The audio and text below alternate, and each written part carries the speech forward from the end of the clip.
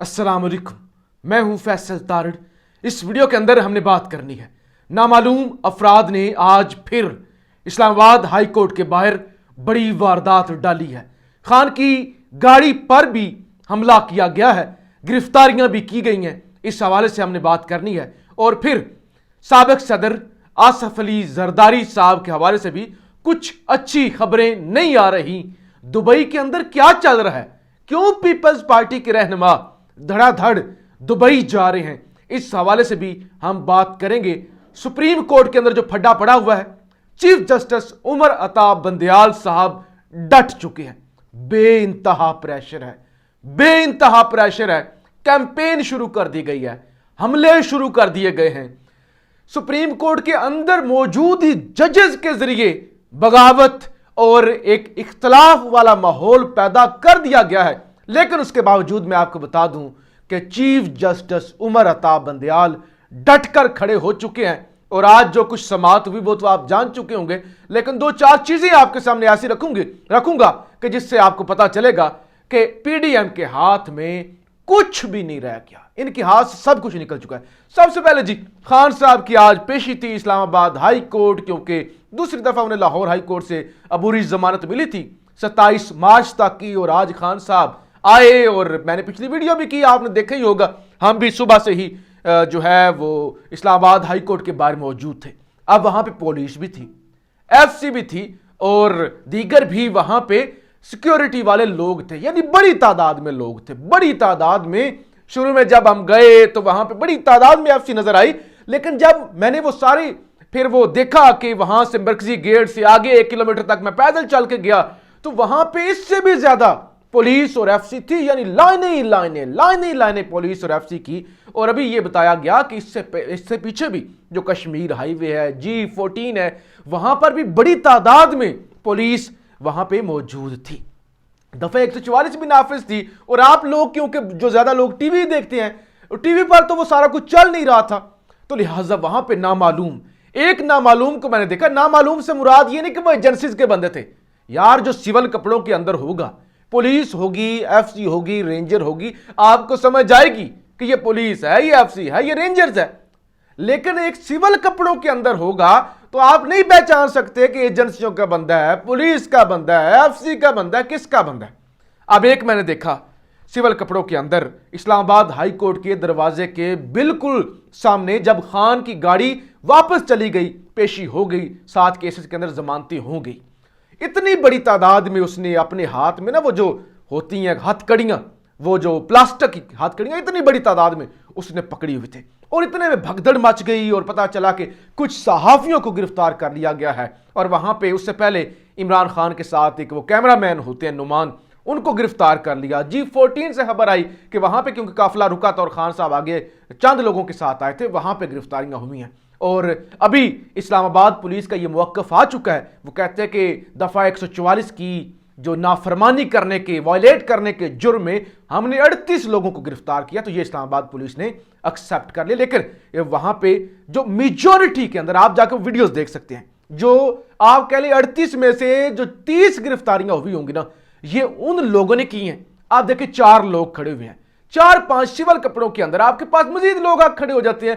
आप समझते हैं वर्कर है, आप समझते हैं सहाफी है, लेकिन अचानक वो 3-4 बंदे आपको ना जकड़ लेते हैं चारों तरफ से। वो तमाशा हमने देखा वहां पे, और वो आपको प्रिजनर वैन के अंदर उठा के मारते हैं। तो ये आज नामालूम ने एक अलग ही तमाशा लगाया सिविल कपड़े वालों लोगों ने। और उसके बाद एक और खबर आ गई कि खान काफिले के अंदर एक गाड़ी थी, बड़ी गाड़ी, मुझे नहीं पता लैंड क्रूजर थी या कोई और थी, बड़ी गाड़ी और बुलेट प्रूफ शीशों वाली गाड़ी, उस पर हमला किया गया पुलिस की जानब से। इतने डंडे मारे गए, उसका एक शीशा तोड़ा गया, जो साइड मिरर होते हैं उनको तोड़ा गया, और उस गाड़ी पर हमला किया गया। खड़ी हुई गाड़ी, कोई बंदा नहीं था, यानी खान नहीं उस गाड़ी में था, खान की दूसरी गाड़ी थी, लेकिन उस गाड़ी को तोड़ दिया गया। बड़ी गाड़ी, करोड़ों की गाड़ी तोड़ दिया गया। क्यों? वो चाह रहे थे तमाशा आज फिर लगे, वरना आज पुरअमन माहौल था, कोई नारेबाजी नहीं, कोई कारकुन नहीं, इनको और कुछ नहीं मिले, सहाफियों को ही गिरफ्तार कर लिया। यानी एक पूरा माहौल, मुनज्जम माहौल आज इन्होंने बनाया हुआ था कि तमाशा लगे, ड्रामा हो। और वो सारा गुस्सा खान की गाड़ी पर भी निकला, यानी गाड़ी पर ही हमला साबिक वज़ीर-ए-आज़म की जो काफिले की गाड़ी है, वो बड़ी गाड़ी खान की अपने स्क्वाड की गाड़ी, यानी किसी और की नहीं, खान की अपने स्क्वाड की गाड़ी थी जिस पर यह हमला किया गया। अच्छा, नंबर 1। नंबर 2, जरदारी साहब के हवाले से ना आज दिन से ये खबरें चल रही हैं, हालांकि आज बड़ा दिन है ना, खान साहब की पेशी हो गई इस्लामाबाद हाई कोर्ट के अंदर और सुप्रीम कोर्ट के अंदर, फिर ये 5 रुकनी बेंच जिसने इलेक्शन के हवाले से ये सारा केस वो लग गया, तो बड़ी खबरें। उसी दौरान खबरें चल रही हैं कि जरदारी साहब की मौत हो चुकी है, यानी ये ट्विटर पर आप जाए ना तो बड़े वो लोग डिस्कस कर रहे हैं कि जरदारी साहब की मौत हो चुकी है। एक दूसरा ग्रुप है, यानी लोग हैं, मुख्तलिफ इत्तलात है ना, वो कहते हैं कि जरदारी साहब जिंदगी और मौत की कश्मकश में है। एक तीसरी इंफॉर्मेशन जो आ रही है उसमें ये कहते हैं कि जरदारी साहब शदीद अलील हैं। 3 खबरें हैं, जरदारी साहब की वफात हो चुकी है, नंबर 2 जरदारी साहब जिंदगी और मौत की कश्मकश में या कोमे के अंदर है, तीसरी खबर जरदारी साहब शदीद बीमार है। और ये सारी खबरों को तकवीयत तब पहुंचती है कि जब बिलावल भुट्टो भी दुबई के अंदर मौजूद हैं, जरदारी साहब भी, और अब इदनान आदिल ये एंकर हैं हारून रशीद साहब के, वो कहते हैं पाकिस्तान पीपल्स पार्टी के रहनुमा शर्जील मेमन के बाद फरियाल तालपुर और सुहेल अनवर सियाल की के दुबई रवाना होने की इतलात हैं। बिलावल भुट्टो जरदारी पहले ही दुबई में मौजूद हैं, यानी ये 5-6 जो रहनुमा है, जरदारी साहब की बहन हो गई, सुहेल अनवर सियाल हो गए, और बाकी शर्जील मेमन बड़ा करीबी जरदारी साहब का बंदा, और बिलावल, ये सारे दुबई के अंदर मौजूद हैं। एक तो यह कि ये तीनों खबरें ठीक हैं या तीनों में से कोई एक खबर ठीक है। एक मेरा चौथा अंदाजा भी है इस सारी सूरत हाल के अंदर कि ऐसा कुछ नहीं है, जरदारी साहब बिल्कुल ठीक है। चौथा मेरा अंदाजा यह है कि इस वक्त पीपल्स पार्टी शदीद दबाव का शिकार है, शदीद तरीन दबाव है। आइन तोड़ना कोई छोटी बात नहीं है। डिक्टेटर ये काम करते थे जो हुकूमत ने कर दिया है, जो इन लोगों ने मिलकर कर दिया है ना, और फंसेगा बिल आखिर शहबाज शरीफ, यही फंसेंगे, ये निकल जाएंगे। लेकिन ये सारा मुशावरत से हुआ है, ये इतनी भोंडी कार्रवाई है, इतनी भोंडी, और इतने ये पीपल्स पार्टी के चेहरे पर इतनी उस तरह उन्होंने कालक मार ली है कि जो तारीख के अंदर ये धो नहीं सकेंगे।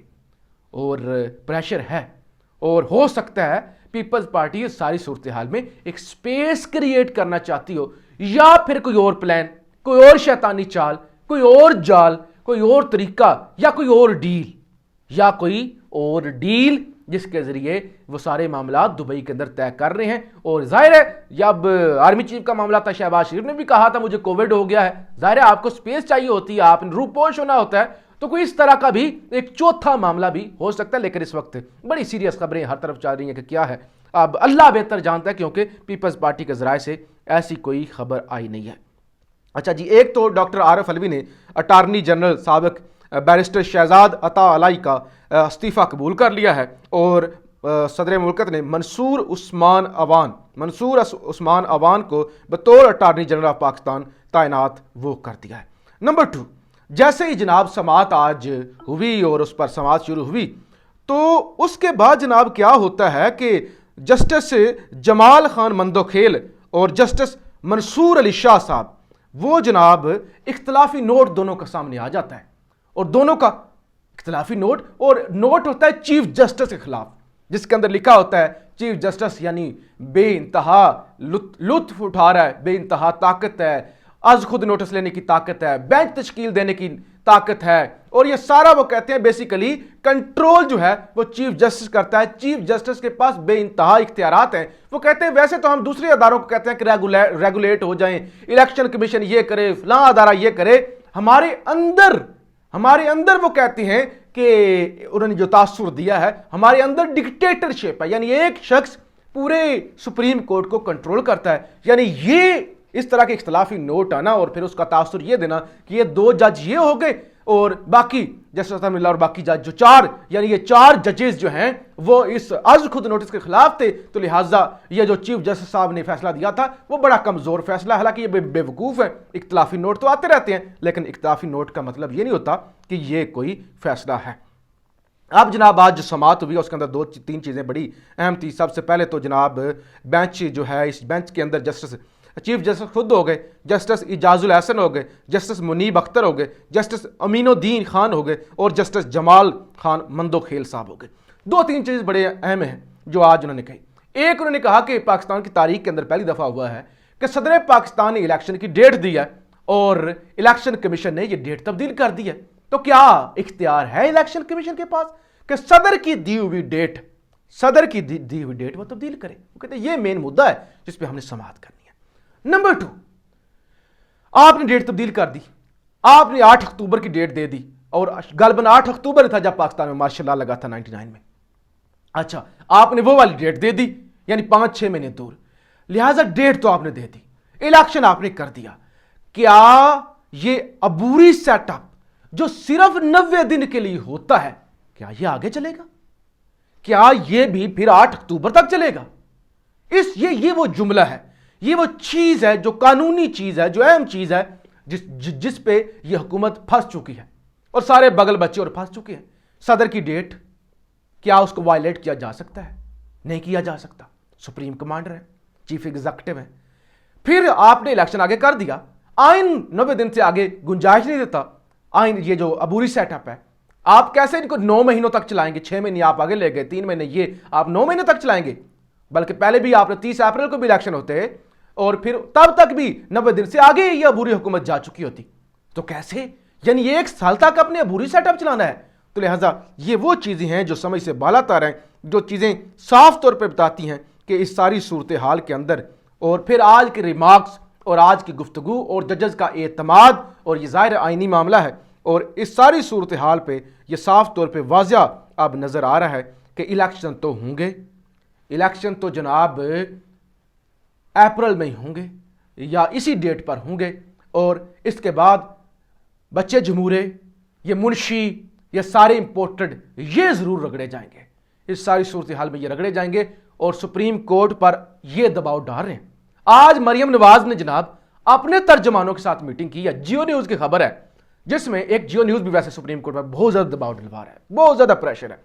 उनकी खबर है कि मरियम नवाज ने अपने तमाम तर्जमानों से यह कह दिया है कि बढ़ चढ़ के ईंट से ईंट बजा दे जजेस की, बढ़ चढ़ के आप जो है ना वो तनकीद करें। लेकिन दूसरी तरफ पाकिस्तान के तमाम वकला, पाकिस्तान भर के वकला जनाब सुप्रीम कोर्ट के साथ खड़े हुए हैं। मुल्क की सबसे बड़ी जमात वो सुप्रीम कोर्ट के साथ खड़ी हो चुकी है।